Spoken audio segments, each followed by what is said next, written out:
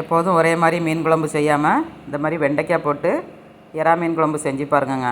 ஒரு தட்டு சோறு கொடுத்தாலும் பத்தாது, திருப்பி கேட்டு வாங்கி சாப்பிடுவாங்க. அந்த அளவுக்கு டேஸ்டியாட்டு எப்படி செய்கிறதுன்னு பார்க்கலாம். ரொம்ப டேஸ்ட்டாக இருக்குங்க. நார்மல் மீன் குழம்போட இந்த மாதிரி வெண்டைக்காய் போட்டு வச்சு சாப்பிட்டு பாருங்கள். மறுபடியும் செய்ய சொல்லுவாங்கங்க. அந்த அளவுக்கு டேஸ்டியாக இருக்கும். ட்ரை பண்ணி பாருங்கள். சாதத்தோடு வச்சு சாப்பிட்றதுக்கு, சப்பாத்திக்கு சூப்பராக இருக்குங்க டேஸ்ட் வந்து. வாங்க இதை எப்படி பண்ணுறதுன்னு பார்க்கலாம். இறால் வந்து மார்க்கெட்டில் போய் வாங்கிட்டு வந்தாச்சு. ஹாய் ஃப்ரெண்ட்ஸ், எல்லோரும் எப்படி இருக்கீங்க? நல்லா இருக்கீங்களா? இன்றைக்கி சூப்பராகிட்டு மதியம் லஞ்சுக்கு எறா மீன் குழம்பு வைக்க போகிறாங்க. வெண்டைக்காய் போட்டு எறா மீன் குழம்பு வைக்க போகிறேன். எப்படி பண்ணுறதுன்னு பார்க்கலாம். வெண்டைக்காய் போட்டு எப்படி வைக்கிறதுன்னு பார்க்கிங்களா? சூப்பராக இருக்குங்க டேஸ்ட்டு.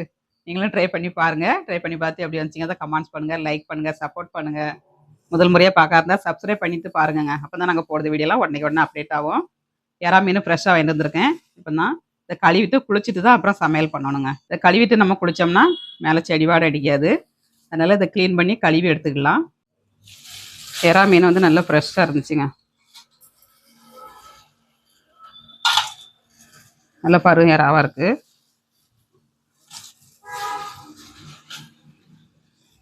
எறா எவ்வளோ தான் வாங்கினாலும் சரி உடச்சாச்சுன்னா தினோண்டு போயிருங்க. 3/4 கிலோ எறாங்க. இதை உடச்சி எடுத்துக்கலாம். இது உடைக்கிறது வந்து நிறைய பேர் உடைக்க தெரியாமல் வாங்க மாட்டாங்கன்னா இருக்க பாருங்க. வால் பக்கம் இந்த பக்கத்தில் இப்படி அமுக்கிட்டு நம்ம இப்படி உடச்சி எடுக்கணுங்க. வயிற்று பக்கத்துலேருந்து உடச்சாச்சுன்னா வெளியே வந்துடும் உங்களுக்கு. அதே மாதிரி நம்ம பெரிய மீனாக இருந்துன்னா முதுகு பக்கத்தில் ஒரு இதாக இருக்குது பாருங்க, நூல் மாதிரி. இந்த மாதிரி நூல் மாதிரி இருக்கிறத எடுத்துடணுங்க. எடுத்தீங்கன்னா தான் இந்த குழம்பு வந்து நல்லாயிருக்கும், கசக்காது. இந்த மாதிரி எடுத்துருங்க. இந்த மாதிரி ஒரு பிளேட்டில் க்ளீன் பண்ணதை வச்சுக்கோங்க.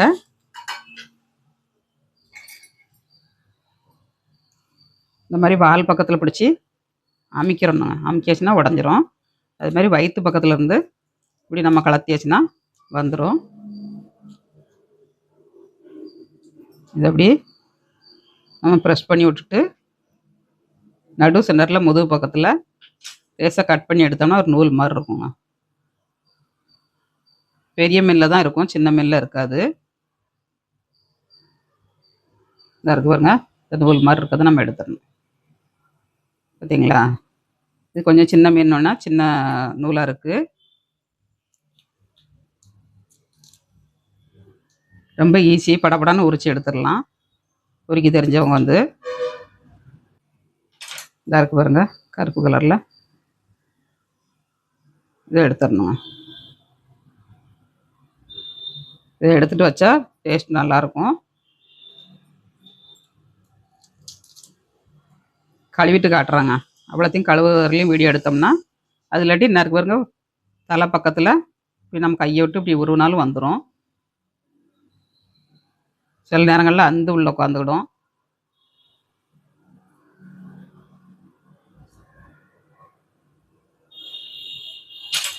இதாக இருக்குது பார்த்தீங்களா கருப்பாட்டு. இது அப்படியே எடுத்துடணுங்க. இப்போ எல்லாத்தையும் க்ளீன் பண்ணிவிட்டு காட்டுறேன் உங்களுக்கு. இறால பூரா உடச்சி எடுத்தாச்சுங்க. இந்த மாதிரி உடச்சி எடுத்துக்கிடணும். இதை க்ளீன் பண்ணி எடுத்துக்கலாம். உடச்சி எடுத்தாச்சுன்னா கம்மியாயிரும். அதனால் இந்த மாதிரி உடச்சி எடுத்துட்டு கொஞ்சமாக மஞ்சள் தூள் உப்பும் போட்டு நம்ம அலசினோம்னா வாடையே இருக்காதுங்க. இறால் மீன் வாடையே இருக்காது, நல்ல டேஸ்ட்டாக இருக்கும். இந்த மாதிரி சட்டியில் போட்டு நல்லா அப்படியே உராசனிங்கன்னா உங்களுக்கு வந்து அதில் இருக்க அழுக்கெல்லாம் போயிருங்க. லேசாக வலுவலுன்னு இருக்கும், அந்த வலுவலுப்பே இருக்காது உங்களுக்கு. இந்த டிப்ஸெல்லாம் ஃபாலோ பண்ணுங்கள். நீங்களும் மீன் நல்லா கழுவலாங்க வீட்டில். மீன் உடைக்க தெரியாதவங்கெல்லாம் அந்த மாதிரி உடச்சி கழுவி க்ளீன் பண்ணி எடுங்க. சூப்பராக கிடைக்கும் உங்களுக்கு. நல்லா உரசியாச்சு கழுவி எடுத்துக்கலாம். நல்லா க்ளீன் பண்ணிடலாங்க.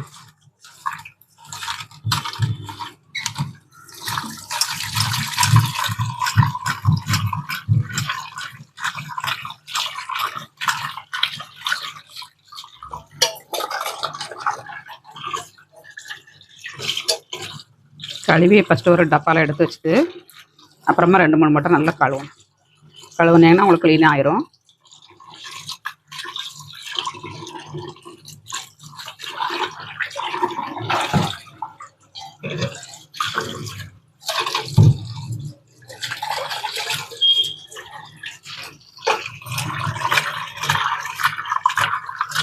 நல்லா இப்படி கையை கொண்டு பிசைஞ்சு கழுவணும். நுரையா வரும்.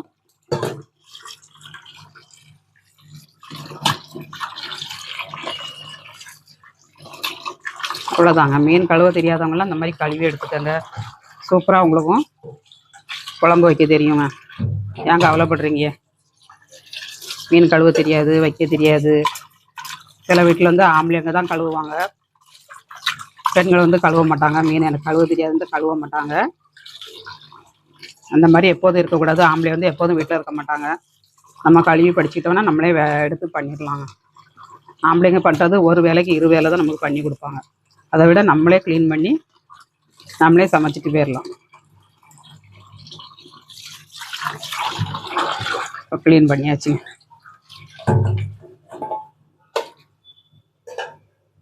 நல்ல மஞ்சள் போட்டு க்ளீன் பண்ணியாச்சு பாருங்கள். சூப்பராகிட்டு மீனை வந்து நல்லா மஞ்சள் போட்டு கழுவி எடுத்தாச்சுங்க. நல்லா ஃப்ரெஷ்ஷாக இருக்குது, வாடையே இல்லைங்க. இந்த மாதிரி கழுவி எடுத்துக்கோங்க. மீன் கழுவுன கையோட உப்பும் புளியும் ஊற வச்சுருங்க. நல்லாயிருக்கும் குழம்பு வந்து.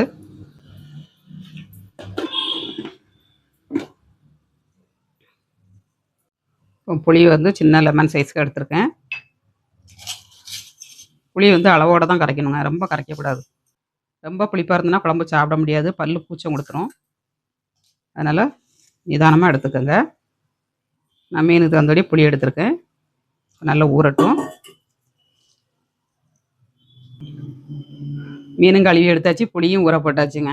குளிச்சுட்டு வந்து அப்புறமா சமையல் பண்ணலாங்க. மீனை கழுவி எடுத்தாச்சு, தேங்காய் துருவி எடுத்தாச்சு. மசாலா அரைச்சிக்கிடலாங்க. மசாலா வந்து ஒரு சின்ன தேங்காயில் 3/4 முறி தேங்காய்ங்க. தேங்காய் ஆட் பண்ணிக்கோங்க. இப்போ சின்ன வெங்காயம் ஒரு கைப்பிடி அளவு. நம்ம தாளிசத்துக்கு எவ்வளோ போட்டாலும் சரி, சின்ன வெங்காயம் போட்டு அரைச்சிங்கன்னா குழம்பு வந்து நல்ல மணமாகவும் டேஸ்ட்டாகவும் இருக்குங்க. மிளகு 1 ஸ்பூன் போட்டுக்கணுங்க. மிளகு 1 ஸ்பூன் போட்டிங்கன்னா அந்த குழம்பு வந்து நல்ல வாசனையாக இருக்கும், டேஸ்ட்டும் இருக்கும். மீன் குழம்பு வந்து மிளகு நிறைய எடுக்கணும். மஞ்சள் தூள் 1/2 டீஸ்பூன். அப்புறமா ஜீரகம் 1/2 ஸ்பூன் ஜீரகம். வரமிளகாத்தூள் ஆட் பண்ணிடலாம்.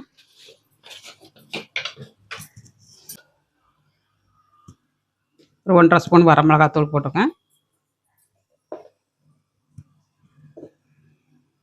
1/2 ஸ்பூன் வரமல்லி தூளுங்க. தேவையான பொருள்லாம் ஆட் பண்ணியாச்சு. அரைச்சி எடுத்துக்கலாம்.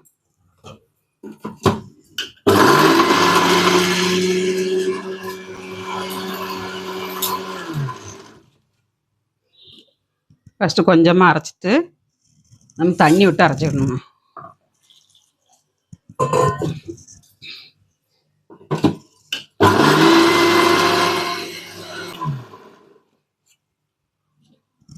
மசாலா அரைச்சி எடுத்தாச்சுங்க. சூப்பராகிட்டு. இந்த மீன் குழம்புக்கு வெண்டைக்காவை கட் பண்ணி எடுத்துக்கலாங்க. வெண்டைக்காய் நல்லா பிஞ்சு வெண்டைக்காவை எடுத்துக்கோங்க. நல்லா 3-4 கட் பண்ணி போட்டுக்கோங்க.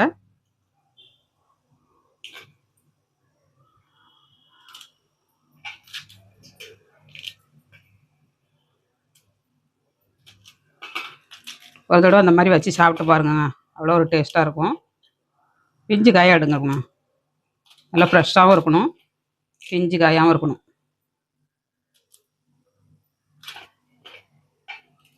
நாட்டு வெண்டைக்காய் வந்து நல்ல வெள்ளையாக இருக்குங்க, மஞ்சள் கலரில் வெள்ளை கலரில் இருக்கும். அந்த காய் இப்போ வரவே மாட்டேங்குது மார்க்கெட்டுக்கு. எப்போமாச்சும் தான் நம்ம கண்ணில் பார்க்க முடியுது. பச்சை காய் தான் இருக்குங்க. இது ஹைப்ரிட்டுக்குள்ளது. அந்த காய் தான் நல்லா டேஸ்ட்டாக இருக்கும்.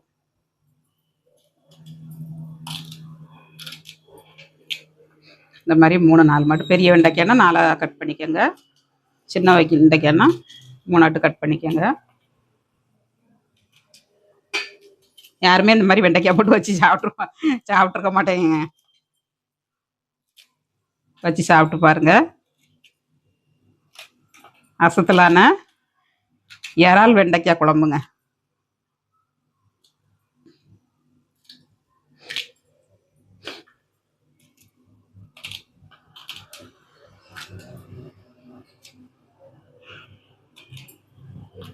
வெண்டைக்காய் நறுக்கி எடுத்து வச்சு குழம்பு வைக்க ஸ்டார்ட் பண்ணலாம். அடுப்பை ஆன் பண்ணிடலாம். மண்கடாயில் தான் பண்ண போகிறேன் இன்றைக்கி. நல்லா ஹீட் ஆயிடுச்சு. எண்ணெய் ஆட் பண்ணிடலாம். எண்ணெய் ஆட் பண்ணியாச்சுங்க. இந்த ஸ்டேஜில் நீங்கள் வெந்தயம் ஆட் பண்ணணுன்னா பண்ணிக்கோங்க. நான் வெந்தயம் போட மாட்டேன். கடுகு 1/2 டீஸ்பூனுங்க. எங்கள் ஊர் சைட்லலாம் மீன் குழம்பு தாளிக்கவே மாட்டோங்க நாங்கள்.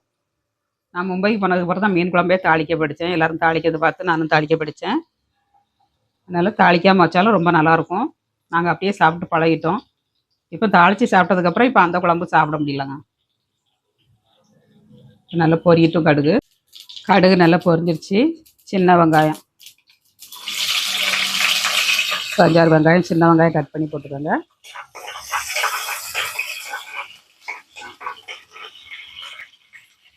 ரெண்டு பச்சை மிளகாங்க. அப்புறமா கருவேப்பிலை தழை.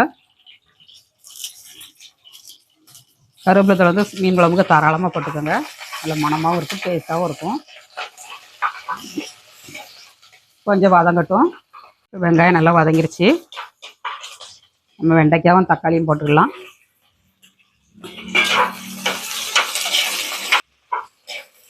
வெண்டைக்காய் வந்து கொஞ்சம் எண்ணெயில் வதக்கணுங்க. வதக்கினா தான் அந்த பச்சை வாடை போகும், வலுவழுப்பு தன்மை இருக்காது. கொஞ்சம் வதக்கிட்டு நம்ம தக்காளி பழத்தை ஆட் பண்ணிடலாம்.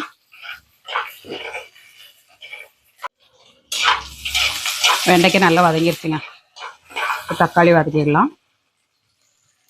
பெரிய தக்காளினா 1 தக்காளி போட்டுக்கோங்க. சின்ன தக்காளினா 2 தக்காளி போட்டுக்கோங்க.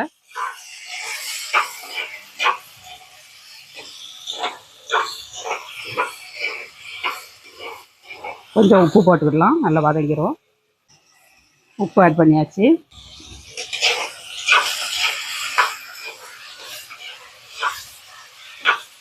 நல்லா வதங்கணுங்க.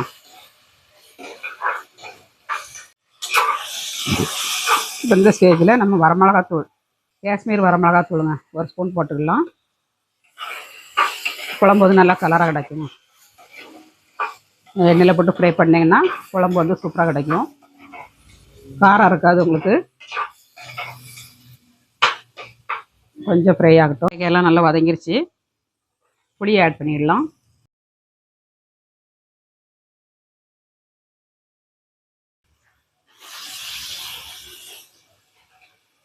உப்பு நம்ம இதில் போட்டிருக்கோம், அதனால் உப்பு பார்த்துட்டு போடுங்க. ஃபஸ்ட்டு நம்ம 1 ஸ்பூன் போட்டிருக்கோம்.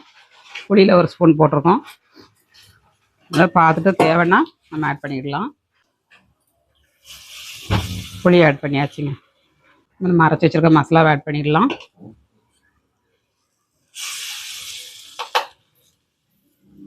கொஞ்சமாக மிக்ஸி சாரை கழுவி தண்ணி ஆட் பண்ணிக்கலாம்.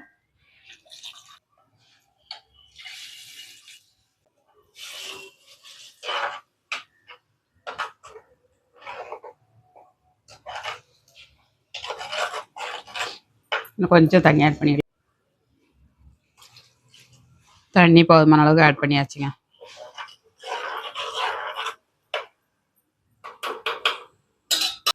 இப்போ மீன் ஆட் பண்ணிக்கிடலாங்க. மீன் வந்து நம்ம மஞ்சள் போட்டு கழுவி வச்சுருக்கோம்.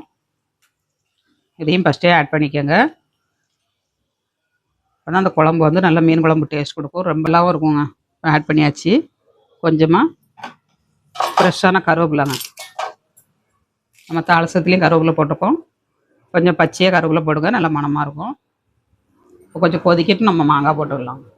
மீன் குழம்பு வந்து கொதிக்க ஆரம்பிச்சிருச்சு. நம்ம மாங்காய் ஆட் பண்ணிக்கலாம். எறா மீனுன்னா ரைஸை கொதிக்கவும் நான் போட்டிருக்கேன். எறா மீன் வந்து சீக்கிரமாக வெந்துருங்க. அது இல்லாட்டி நல்லா கொதிச்சதுக்கப்புறம் தான் போடணும் மற்ற மீனுன்னா.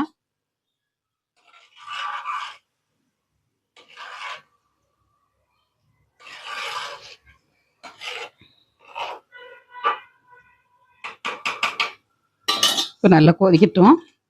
நம்ம கொஞ்சமாக ஓப்பன் பண்ணி வச்சு மூடி வைக்கலாம்.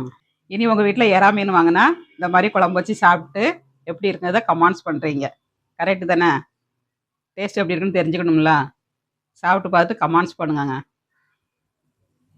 கொதிக்கட்டும். நம்ம அடுப்பு ஆஃப் பண்ணிடலாம். குழம்பு நல்லா கொதிச்சிருச்சுங்க. மீனெல்லாம் நல்லா வெந்துருச்சு. இறால் வந்து எப்படி இருக்கு பாருங்க. இறால் மாங்காவும் கரையில் நமக்கு மீனும் சூப்பராக வெந்திருக்கு. இறா மீன் சூப்பராக வெந்துருச்சு பாருங்க. சூப்பராகிட்டு வெண்டைக்காவும் நல்லா வெந்துருச்சு. ஒரு 2 நிமிஷம் நம்ம மீடியம் சிம்மில் வச்சு எண்ணெய் திரிஞ்சு வந்தோன்னா ஆஃப் பண்ணிடலாம். குழம்பு ஓப்பன் பண்ணி பார்க்கலாங்க. சூப்பராகிட்டு நல்லா எண்ணெய் திரிஞ்சு வந்துருச்சு. அடுப்பை ஆஃப் பண்ணிடலாம். ஆஃப் பண்ணியாச்சுங்க. லாஸ்ட்டில் கொஞ்சமாக அப்படியே மலை சாரல் மாதிரி மல்லித்தழை தூவி நம்ம இறக்குனோம்னா அவ்வளோ ஒரு ருசியாக இருக்குங்க. ட்ரை பண்ணி பாருங்கள். மீன் குழம்பு ஓப்பன் பண்ணி பார்க்கலாங்க. வா, சூப்பராக இருக்குங்க மீன் குழம்பு. சாதத்தோடு வச்சு நம்ம சாப்பிட்டு பார்க்கலாம் டேஸ்ட் எப்படி இருக்குன்னு. அட்டகாசமாக இருக்குங்க. எறா வெண்டைக்காய் குழம்பு ரெடி. எறாவும் சூப்பராக வெந்திருக்குங்க. மாங்காய் எல்லாமே நல்லா வெந்துருச்சு. சாப்பிட்டு பார்க்கலாம். கூட சோத்தில் வாழை இலை போட்டு நம்ம அப்படி சாப்பிட்டோம்னா அவ்வளோ ஒரு ருசியாக இருக்குங்க.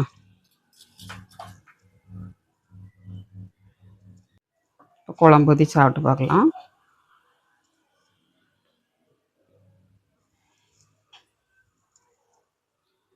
அட்டகாசமான வெண்டைக்காய் எறா மீன் குழம்பு ரெடிங்க. வாங்க எல்லோரும் சாப்பிட்றதுக்கு. டேஸ்ட் அட்டகாசமாக இருக்கும். ட்ரை பண்ணி பாருங்கள். நீங்களும் உங்கள் வீட்டில் ட்ரை பண்ணி பார்த்து எப்படி வந்துச்சுங்க தான் கமெண்ட்ஸ் பண்ணுங்கள். சாப்பிட்டு பார்க்கலாங்க. எறா மீன் குழம்பு வெண்டைக்காயோட சேர்த்து எறாவோட சேர்த்து நம்ம சாப்பிட்டு பார்க்கலாம்.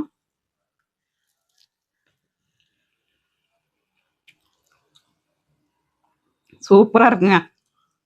டேஸ்ட் வந்து ரொம்ப அட்டகாசமாக இருக்குது. நீங்களும் ட்ரை பண்ணி பாருங்கள். ட்ரை பண்ணி பார்த்து எப்படி வந்துச்சுங்க தான் கமெண்ட்ஸ் பண்ணுங்கள். உண்மையிலே அட்டகாசமாக இருக்குது. எப்படி வந்துச்சுங்க அதை கமெண்ட்ஸ் பண்ணுங்கள். லைக் பண்ணுங்கள், சப்போர்ட் பண்ணுங்கள். ரொம்ப நல்லா இருக்குங்க மீன் குழம்பு வந்து. இதேமாரி வச்சு சாப்பிட்டு பாருங்கள். எறா மீன் வாங்கினேன்னா இந்த மாதிரி தான் பண்ணி சாப்பிடுவேங்க. எந்த மீனுமே வாங்க மாட்டேங்க, எறா தான் வாங்குவேங்க. அவ்வளோ ஒரு டேஸ்ட்டாக இருக்குது.